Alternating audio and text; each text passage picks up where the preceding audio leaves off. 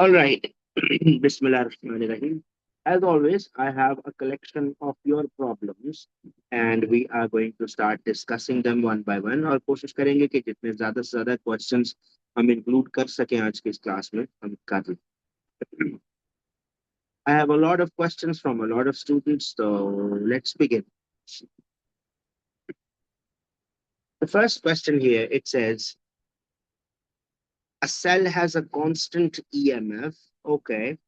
A variable resistor is connected between the terminals of the cell. All right. The resistance of the variable resistor is decreased.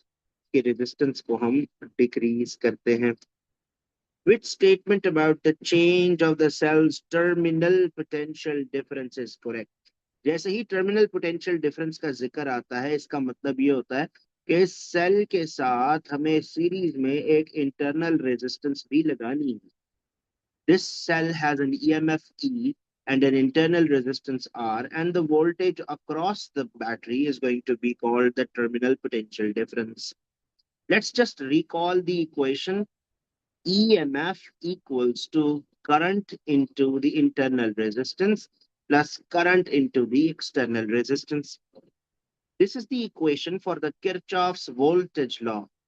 Kirchhoff's voltage law, the second law. According to the Kirchhoff's voltage law, in a closed loop, the amounts of EMF added together should be equal to the amounts of potential drops. So here there are two resistors. One is the internal resistance, one is the external resistance. So IR is the voltage consumed in the internal resistor plus IR is the voltage consumed in the external resistor. The same equation can be written as the EMF equals to I into R plus the terminal potential VT. Now, from this equation, we can see that the terminal potential depends on the current that flows. Now, the question asks us, which statement about the change of the cell's terminal potential difference is correct? We have to comment which statement is correct for this VT upon when it is changed.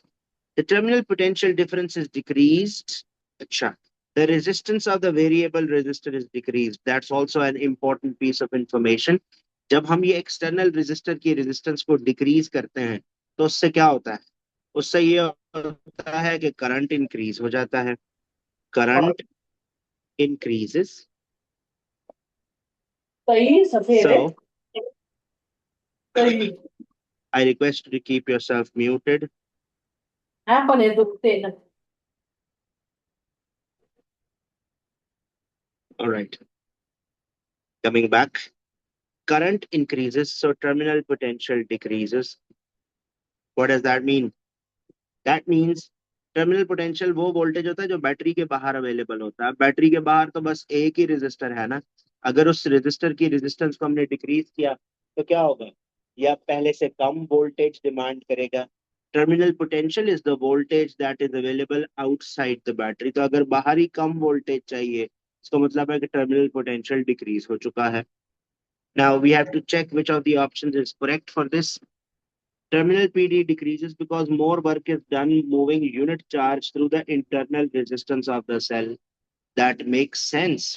तो ये कह रहे हैं कि terminal potential decrease हो जाता है क्योंकि ज्यादा वर्क करना पड़ रहा है इंटरनल रेजिस्टेंस के थ्रू चार्ज को गुजारने के लिए.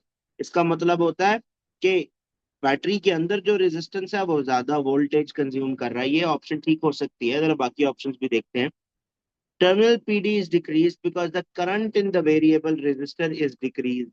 ये बात तो ठीक नहीं है. वेरिएबल रेजिस्टर की रेजिस्टेंस कम होने से करंट ने इंक्रीज होना है. तो इधर तो कह रहा है कि करंट डिक्रीज हुआ है. ये बात बिल्कुल ठीक नहीं है. सी देखते हैं. The terminal PD is increase because more work is done in moving unit charge through the variable resistor. ये बात तो गलत है क्योंकि अभी अभी मैंने आपको बताने की कोशिश की कि जब रेजिस्टर की रेजिस्टेंस को बढ़ाएंगे तो ज्यादा करंट फ्लो होगा जिसकी वजह से बाहर कम वोल्टेज चाहिए होगा, अंदर ज्यादा वोल्टेज चाहिए होगा. तो टर्मिनल पीडी इज इंक्रीज, ये बात भी गलत हो गई। टर्मिनल पीडी इज इंक्रीज, ये बात फिर से गलत हो गई है। So the correct answer is suppose to be A. Please leave me a message or give me a thumbs up if everything's okay so far. जब बैटरी के बाहर रेजिस्टेंस कम होती है, करंट ज्यादा होता है, बैटरी के बाहर कम वोल्टेज कंज्यूम होता है, बैटरी के अंदर ज्यादा वोल्टेज कंज्यूम होता है। That's great. Moving on to the next question here. It says the wire is fixed at one end and extended by a force that is applied to the other end. The force is slowly increased from zero and then slowly decreased back to zero. अच्छा, अगर आपको ये बात नहीं पता तो मैं recall करवा देता हूँ। This is a force extension graph. Force extension graph, जैसे जैसे हम फोर्स बढ़ाते हैं एक्सटेंशन लीनियरली बढ़ती है until a point called the limit of proportionality. Limit of proportionality के बाद ये लाइन कर्व होने लग जाती है, एक पॉइंट आता है जिसको हम इलास्टिक लिमिट कहते हैं। इलास्टिक लिमिट, ये सारा पार्ट जिसको मैं इधर सर्कल करके दिखा रहा हूँ, all of this is showing elastic behaviour. Elastic behaviour का मतलब होता है अगर किसी भी मौके पे मैं फोर्स को रिमूव कर दूं तो वो जो भी स्प्रिंग है या कॉर्ड है, it is going to go back to zero extension. This point is the limit of proportionality. फिर आता है इलास्टिक लिमिट, जो लिमिट ऑफ प्रोपोर्शनैलिटी से थोड़ा सा आगे होता है। इसके बाद आता है प्लास्टिक डिफॉर्मेशन। प्लास्टिक डिफॉर्मेशन वो होती है जिसमें कोई भी ऑब्जेक्ट परमानेंटली डिफॉर्म होना शुरू कर देता है। दैट मीन्स अगर मैं फोर्स को रिमूव करना शुरू करूं तो कभी भी ये ऑब्जेक्ट अपनी ओरिजिनल एक्सटेंशन पे वापस, यानी जीरो एक्सटेंशन में वापस नहीं आएगा। It will have a permanent non zero extension. Acha. Now, let's see what the question says. The graph line for the wire being loaded is the same as the graph line for the wire being unloaded. ये arrow indicate कर रहा है कि अभी हम force को बढ़ा रहे हैं तो एक्सटेंशन आहिस्ता आहिस्ता बढ़ती है। ये वाली लाइन, ये वाला एरो इंडिकेट कर रहा है कि हम फोर्स को आहिस्ता आहिस्ता अब कम करना शुरू कर देते हैं तो एक्सटेंशन कम होने लग जाती है। मुझे बताएं कि अभी इसने अपनी इलास्टिक लिमिट को क्रॉस किया है? Has this spring crossed its elastic limit yet? No, it has not, because there is no permanent deformation. Which statement describes the deformation of the wire? It is both elastic and plastic, तो ये बात तो गलत है। Plastic deformation तो अभी तक हुई नहीं है। It is elastic only, ये हो सकता है। It is neither elastic nor plastic, ये बात तो गलत है। Elastic का मतलब होता है कि जब फोर्स को रिमूव करें तो वापस जीरो एक्सटेंशन पर वापस आए। It is plastic only, plastic का मतलब होता है फोर्स को रिमूव करने पर उसमें एक परमानेंट एक्सटेंशन रह जाए। तो ये तीनों बातें गलत हैं। A, C and D are गलत। Correct answer should be B. Please give me your feedback if everything is okay so far. मैंने क्विकली एक रिव्यू भी दे दिया आपको about this topic. Give me a thumbs up और send me a message. शाबाश, that's great. Let's move on to the next question here. A projectile of mass 0.25 kg. अच्छा भाई, is at a height of 30 meter above horizontal ground and traveling at a speed of 15. A short time later, it is at a height of 35 above the horizontal ground and traveling at a speed of 5. अच्छा, let's say ये एक projectile है, इसको ऐसे करके हमने फेंका है, ये जाता है वापस आ जाता है। हॉरिजॉन्टल ग्राउंड से 30 मीटर ऊपर है, यहाँ पर उन्होंने बताया है उसकी स्पीड है 15। A short time later it is at a height of 35। अच्छा, थोड़ी देर के बाद वो एक हाइट पे है 35 पे और इस वक्त उसकी स्पीड है 5 मीटर्स पर सेकेंड। आपसे कहते हैं how much work is done against air resistance during this time. How much work is done against the air resistance. अब देखें, मुझे ये बात समझ आ रही है कि काइनेटिक एनर्जी के फॉर्मूला यूज हो सकता है और ग्रेविटेशनल पोटेंशियल एनर्जी के फॉर्मूलाज यूज हो सकते हैं and work done due to friction के फॉर्मूलाज यूज हो सकते हैं। क्यों? मुझे कैसे पता यही करना है? तो प्रोजेक्टाइल मोशन का क्वेश्चन नहीं है जी, नहीं है। प्रोजेक्टाइल मोशन के अंदर मैस का क्या काम है ना? मैस दिया हुआ है और हाइट्स दी हुई है और स्पीड्स दी हुई हैं। this is my indication that energies are going to be involved. Energies. So at this position and at this position, the total energies should be the same. This is bottom and this is top, let's say. So sum of energies at the bottom should be equal to sum of energies at the top. At the bottom, there are two energies. एक तो है kinetic energy at the bottom plus gravitational potential energy at the bottom. और energy at the top, दो तरह की energies है. Kinetic energy at the top plus gravitational potential energy at the top plus work done against friction. क्योंकि work done against friction हमेशा final वाली side पे add होता है. Kinetic energy at the bottom के लिए हाफ इनटू मास है 0.25 और वेलोसिटी थी या स्पीड थी 15 square plus gravitational potential energy at v is going to be 0.25 into 9.81 into height कितनी है 30. Now kinetic energy at the top is going to be half into 0.25 into 5 square plus 0.25 into 9.81 into 35 plus the work done against friction. Now, work done against friction हमें find करना है, बाकी सारी चीजें वहां जाकर subtract हो जाएंगी. So please solve this for me if you have a calculator. I'm just quickly going to go and grab my calculator as well.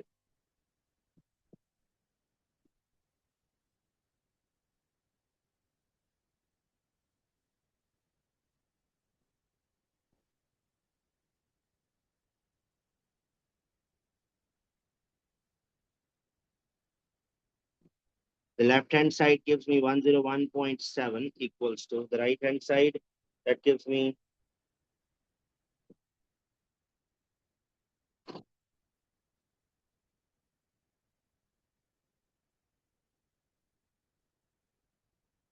88.9625 plus the work done against friction. I'm interested in the work done against friction, तो ये वाली value पूरी वहां जाके subtract हो जाती है. Work done against friction comes out to be 101.7 minus 88.96. The answer is 12.74. The closest answer to that is going to be 13 joules. All right, please give me your feedback about the question. Everything okay so far? All right, moving on to the next question. It says the diagram shows a screen that is a distance L from diffraction grating. The grating has a total number of n lines. Acha, total number of n lines. Any two adjacent lines are a distance d apart. Yes, small d hai. Any two lines.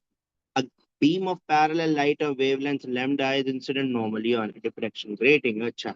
Equation होती है d sin theta equals to n lambda. First order है, इसका मतलब है small n तो 1 के बराबर होगा. Which quantities affect the distance between the first order maxima on the screen?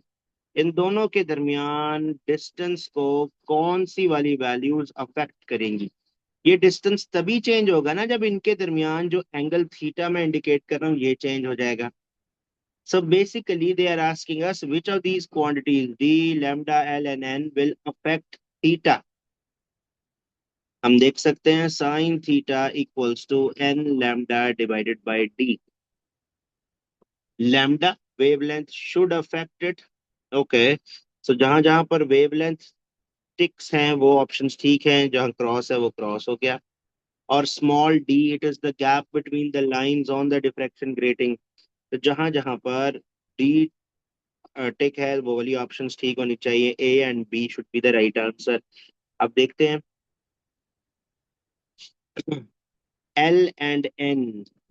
L, अब ये एल को अगर मैं इंक्रीज कर दूंगा, इंक्रीज करने का मतलब ये है कि मैं स्क्रीन को थोड़ा सा पीछे ले जाऊंगा. तो आप देख सकते हैं for the same angle the first order maxima will now be formed over here and the top first order maxima will be formed over here. So we were trying to find out the factors which will affect the gap between them, right? So the distance L is going to affect this distance between the first order maximas. Okay. Even though in this equation there is no capital L present, but the common sense dictates that if I move the screen backwards and increase the distance between diffraction grating and the screen, the maximas are going to be further away. I hope you remember lambda equal to ax by d. X was directly proportional to d. जितना दूर रखते हैं हम screen को उतना ही gap between the fringes बढ़ जाता है. इसका मतलब है कि ये L is also going to affect it. By that logic, the correct answer is going to be A. Keep this in mind. This small n is not lines per, sorry, capital L. Capital L is not the lines per meter. आपको याद करवाता हूँ. हमने जब diffraction grating का topic पढ़ा है तो small d is equal to 1/कैपिटल N. इन दिस क्वेश्चन ये वाला कैपिटल N और ये वाला कैपिटल N दोनों सेम नहीं है. This N was number of lines per meter, but this capital N just indicates the total number of lines, not the lines per meter. So do not get confused by that. अब diffraction grating पे जितनी भी lines बढ़ा दें उससे कोई फर्क नहीं पड़ता. लाइंस पर मीटर से फर्क पड़ता है. यानी सेम लेंथ रखें अगर आप ग्रेटिंग की और उसमें नंबर बढ़ाएं तो फिर हाँ that will affect. The number of lines are not going to affect on their own.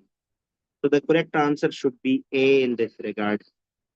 मुझे बताइएगा क्या आपको ये कैपिटल एन वाली बात समझ आई है एवरीबॉडी?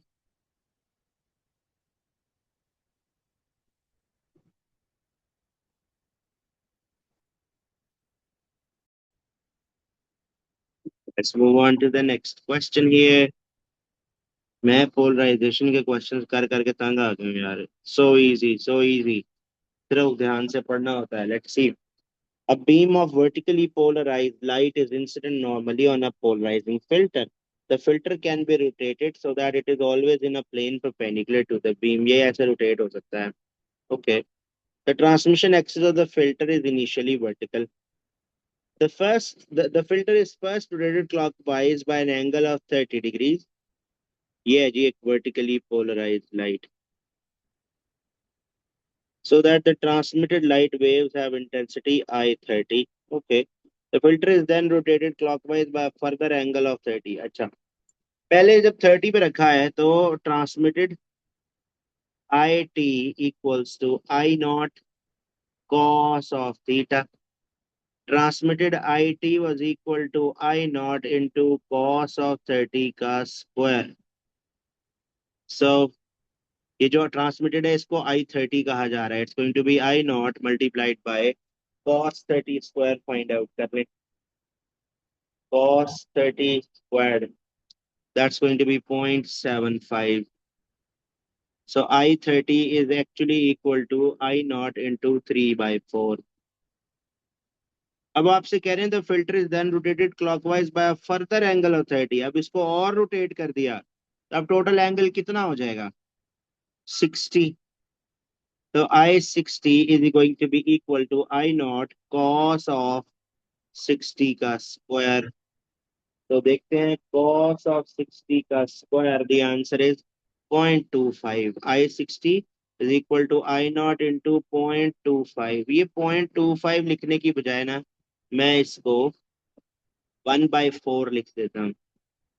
अब ये वो नई इंटेंसिटी है और ये हमारा आंसर होना चाहिए. लेकिन हमारे आंसर को आई नॉट की टर्म्स में एक्सप्रेस नहीं किया गया, I30 की टर्म्स में एक्सप्रेस किया गया. इसका मतलब है जो रिजल्ट मैंने पहले बनाया था ना ये वाला, इसको उठा के किसी तरीके से यहाँ आई नॉट की जगह सब्स्टिट्यूट करना पड़ेगा. I not is equal to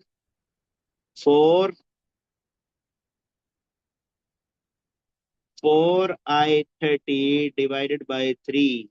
अब बस इसको उठाना है और इधर डाल देना है.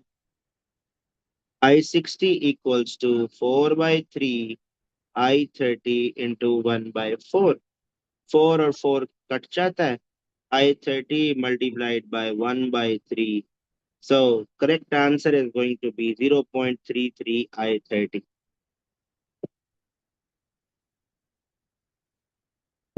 It's just mathematical manipulation. पहले जब 30 पे था एंगल तो ट्रांसमिटेड इंटेंसिटी कितनी थी मैंने वो फाइंड कर ली.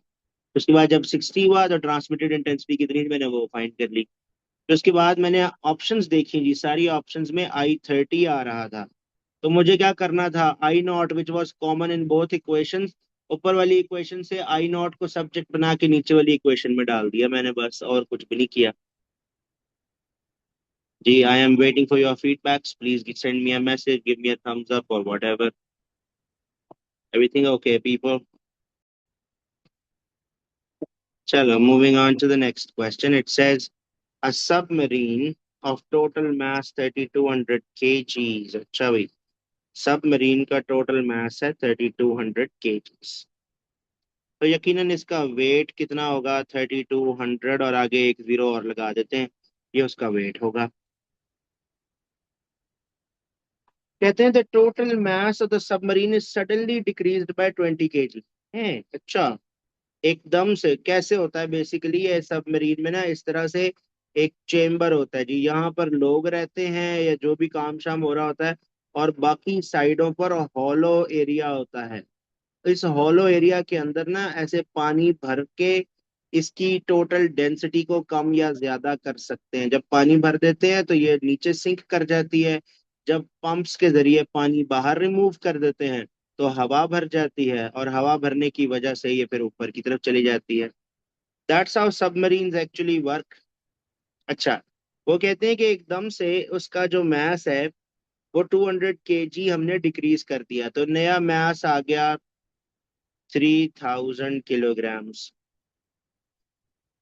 The upthrust acting on the submarine is unchanged। Upthrust, upthrust क्या होता था, density of the liquid into gravity into volume of the object that got immersed।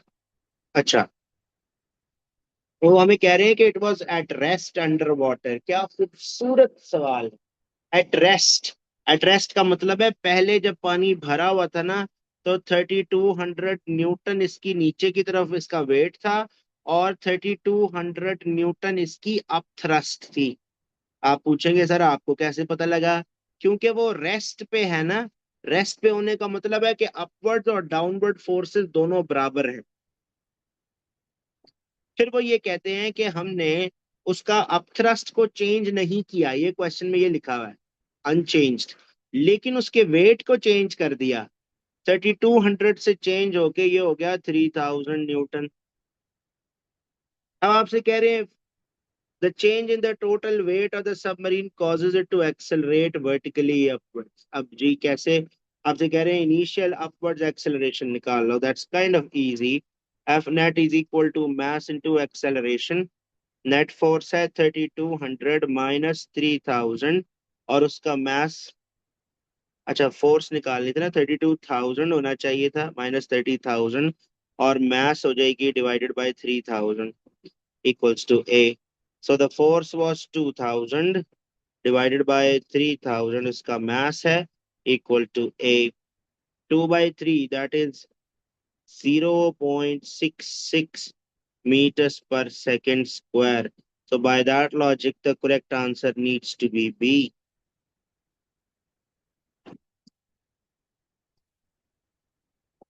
All right, waiting for your feedback, people. Tell me, how was that a question? Right, moving on to the next question here. That says, a cell is connected in series with an ammeter. A cell is connected in series with an ammeter and a variable resistor। ये cell है, ये एक ammeter से connected है और एक variable resistor से connected है। A voltmeter is used to measure the potential difference across the variable resistor। ले जी, ये है voltmeter। The resistance of the variable resistor is varied। वो कहते हैं variable resistor की resistance को हमने vary किया है, and the potential difference and the current are recorded। Okay, the graph shows the variation with current of the potential difference across the variable resistor। Question में कह रहे हैं what is the internal resistance of the cell. Okay, इसका मतलब है इस cell के साथ एक इंटरनल रेजिस्टेंस भी है। Now that kind of simplifies things. मैं आपको जरा याद करवाता हूँ, मेरा मेरा साथ दीजिएगा please. EMF was equal to I into R plus the terminal potential। Terminal potential क्या होता है? वो वोल्टेज जो बैटरी के बाहर अवेलेबल होता है। Okay, so if I rearrange this equation, I will get Vt equals to E minus IR. जरा जल्दी से मैथमेटिक्स परफॉर्म करके देख लें। मैं Vt को वही रहने देता हूँ, IR वहां जाके सब्ट्रैक्ट कर देता हूँ, तो E माइनस IR एक तरफ बन जाता है। Now, just by looking at this equation, if I place that on y-axis and I place I on the x-axis, और इस क्योंकि एक स्ट्रेट लाइन बन रही है ना, तो y equal to M X plus C से इसको कंपेयर कर लेते हैं। कंपैरिजन से पता चला कि y intercept will show me the EMF. ये देखें यहाँ y इंटरसेप्ट है 1.6, that means this is going to be my EMF. हमसे इंटरनल रेजिस्टेंस निकालने को कह रहे हैं। So by this little analysis, ये मैंने आपको P3 के लिए भी सिखाया हुआ है। आप यहाँ से देखें, m the gradient of the equation is going to be equal to the negative of r। ये बात आपको लेक्चर्स के दौरान भी बताई गई है कि इस तरह के ग्राफ का gradient will show you the internal resistance. तो अब आप सिंपली इसकी इंटरनल रेजिस्टेंस कैलकुलेट करने के लिए ग्रेडियंट फाइंड आउट कर लें। 20 milliamperes and PDF 1.2, और at this point current has 0, EMF है 16। तो राइज कितना है? 1.6, सॉरी, 1.6 माइनस 1.2 डिवाइडेड बाय 220 मिली है। मिली होता है 10 की power -3। 0.4 divide by 1 2 3 0.02। So the answer is going to be 20 ohms. G, we take a little break and see what's your feedback about the question. Yes, people?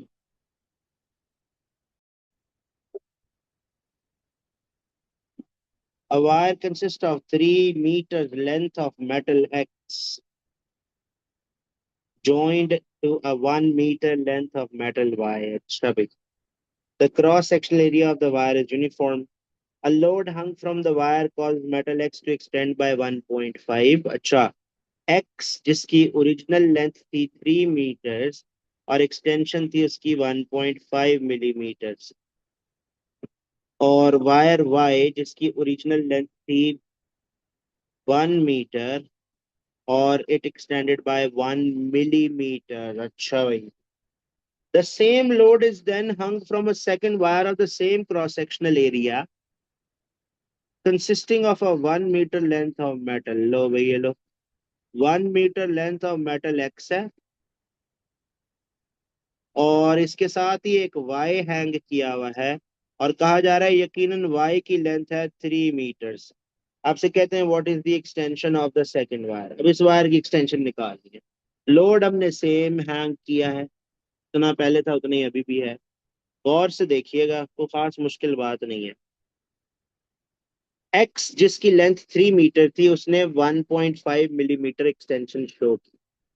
आपके लिए लिखता हूं, longer wires show मोर extension. जो तार जितनी लंबी होती है वो उतनी ही ज्यादा एक्सटेंशन शो करती है। इसका क्या मतलब है? 3 मिलीमीटर 1.5 मिलीमीटर शो करेगी under the influence of the same force. अब अगर ये 1 मीटर हो गई है तो आप देखें लेंथ 1/3 हुई है, तो एक्सटेंशन भी 1/3 हो जानी चाहिए। फिर उसके बाद y जो 1 मीटर की थी वो 1 मिलीमीटर एक्सटेंशन शो कर रही थी। अब इसकी लेंथ को 3 मीटर कर दिया गया, यानी 3 टाइम्स बढ़ा दिया गया है, तो इसकी एक्सटेंशन भी 3 टाइम्स बढ़ जाएगी, 3 मिलीमीटर। तो अब आप देख लें टोटल एक्सटेंशन कितनी हुई। Wire x which extended 0.5 and wire y which extended by 3, so that should give us 3.5 millimeters. So the correct answer is going to be B.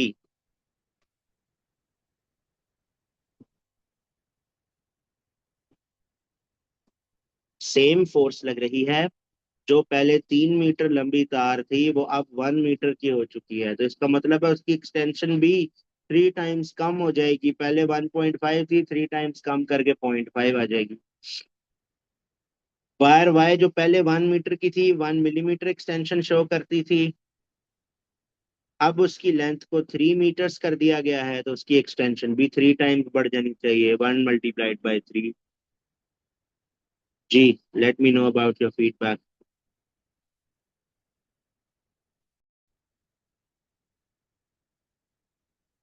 Wow. That's the simplest of questions. Come on, people, pick up your game. देखते हैं।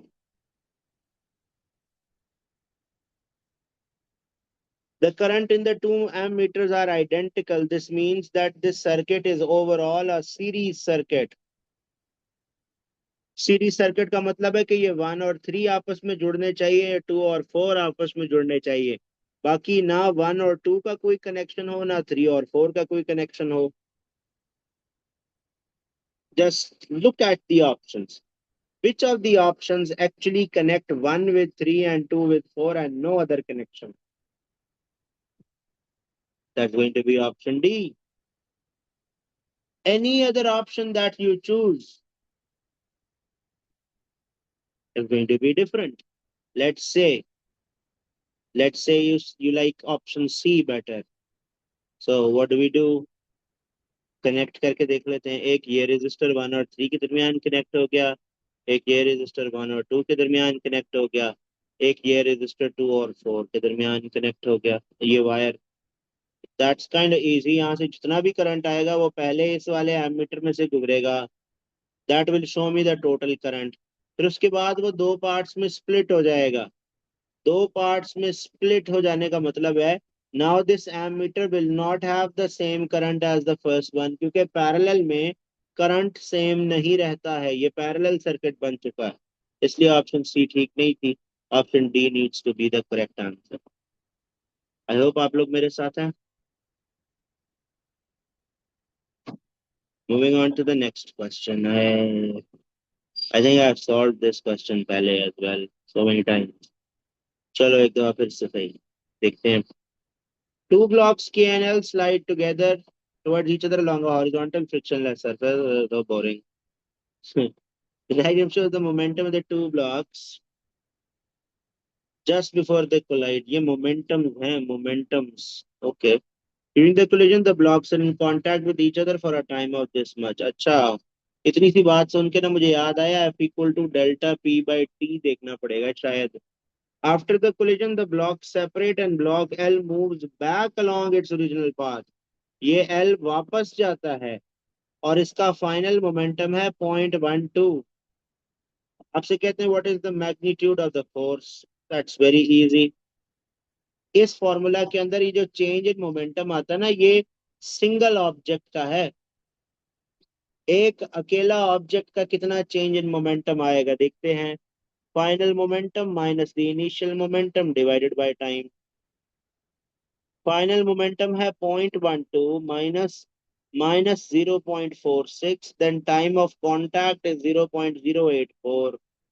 You simply just solve this 0.12 plus 0.46, that gives you 0.58 divided by 0.084.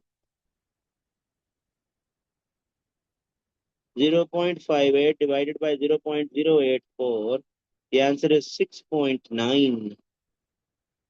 So the correct answer is going to be C.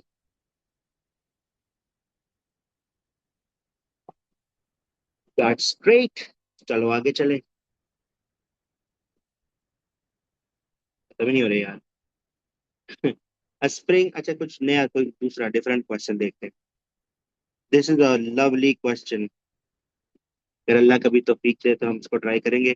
I wanted to discuss this with everybody. Important. Source emits a progressive sound wave in a horizontal direction. Imagine करें कि ये मेरे पास ना एक space है जिसमें मेरे पास बहुत सारे एयर मॉलिक्यूल्स मौजूद हैं। Air molecules, they are all evenly spaced.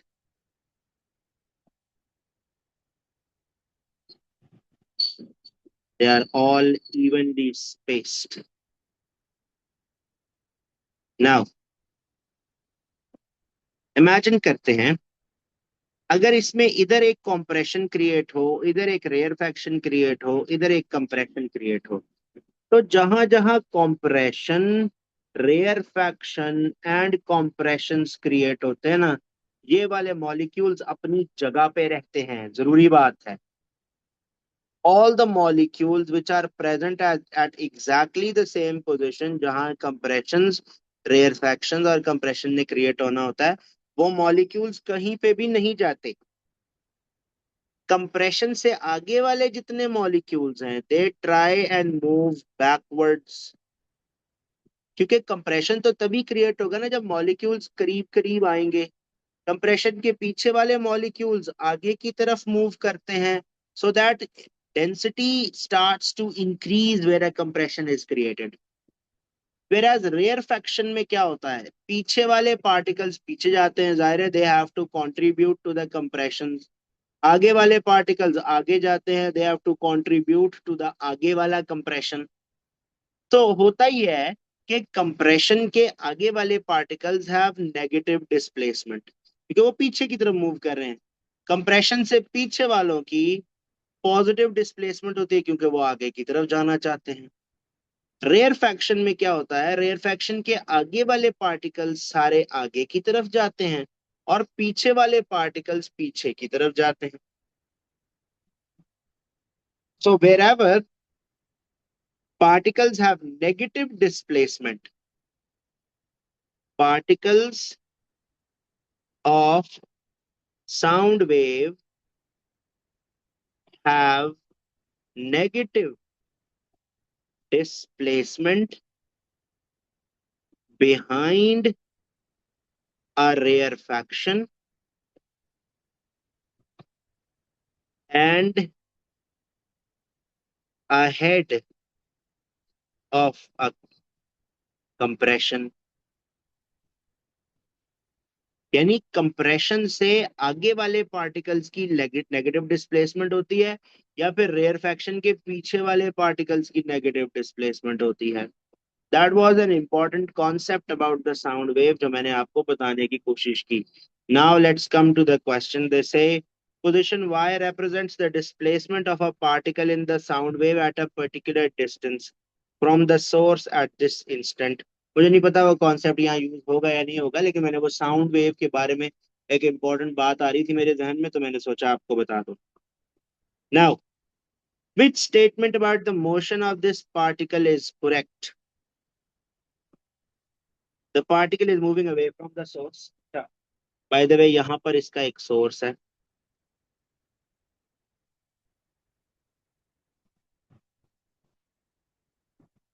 आप नोटिस कर सकते हैं कि ये वाई वाले पार्टिकल की डिस्प्लेसमेंट नेगेटिव है। नेगेटिव डिस्प्लेसमेंट का क्या मतलब होता है, this particle moves leftwards, this particle moves leftwards. Now particle moves away from the source, अगर ये सोर्स है और इससे अवे जा रहा होता तो पॉजिटिव डिस्प्लेसमेंट होनी चाहिए थी ना, लेकिन अगर वो उसकी तरफ जा रहा है, सोर्स की तरफ, तो इसका मतलब है उसकी डिस्प्लेसमेंट नेगेटिव होनी चाहिए। तो bye that logic the particle is moving towards the source could be the right answer. चूंकि ये एक प्रोग्रेसिव साउंड वेव है, साउंड वेव में पार्टिकल्स अप और डाउन मूव नहीं कर सकते, वो आगे और पीछे मूव करते हैं। By that logic the particle is moving towards the source, correct answer needs to be B. मैं एक छोटी सी ब्रेक लेता हूँ, देखता हूँ मेरी बातें सारी समझ आ रही हैं आपको या नहीं। Let's try and squeeze in a couple more questions. ये एक बहुत अच्छा खूबसूरत सवाल था, आई एम प्रिटी श्योर ये लोगों से ठीक नहीं होगा, तो हम इसको अटेम्प्ट करके देख लेते हैं। हमें बताया जा रहा है technical article about diesel engine expresses the energy available from the diesel fuel 41.8 mega joules in 1 kilograms.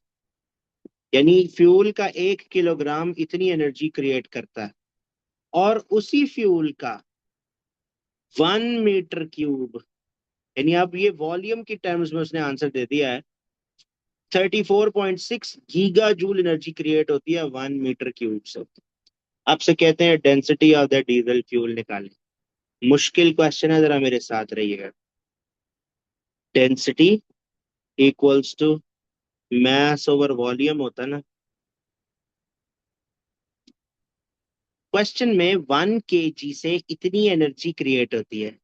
अगर मैं ये देख लूं कि 1 जूल कितनी एनर्जी क्रिएट करता है, 1 जूल एनर्जी कितने मास से क्रिएट होती है, तो मेरे पास एक मास की अमाउंट आ जाएगी। एक दफा फिर से, 1 किलोग्राम मास से इतनी एनर्जी क्रिएट होती है। अगर मैं ये देखना चाहता हूँ कि कितना मास 1 जूल एनर्जी क्रिएट करता है, तो 41.8 मेगा।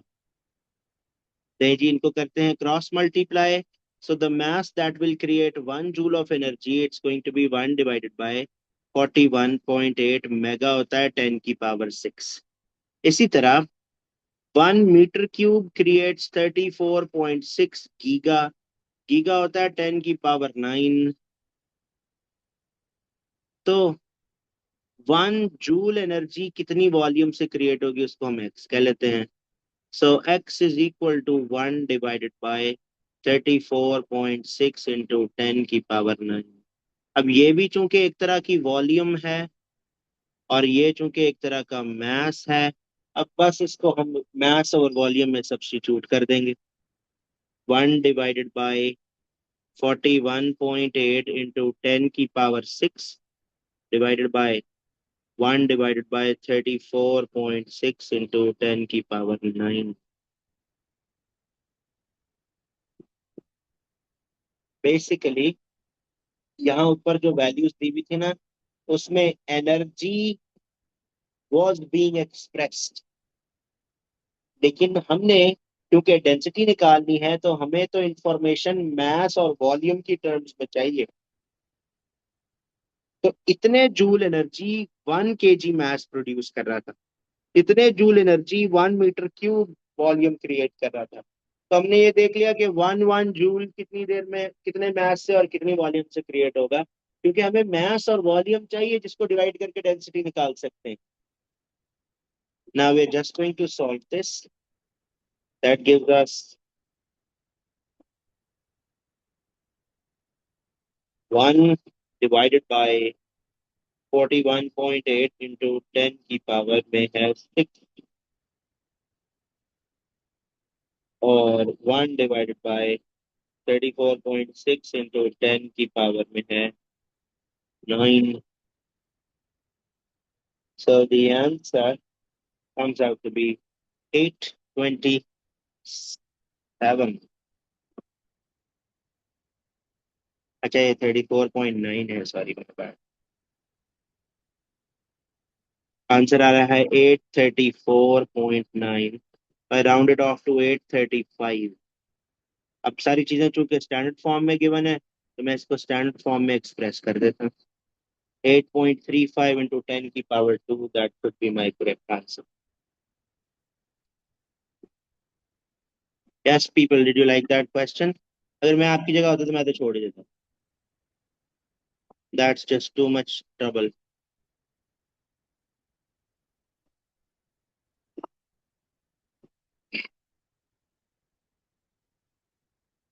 चलें, बस आज के लिए इतना ही करते हैं।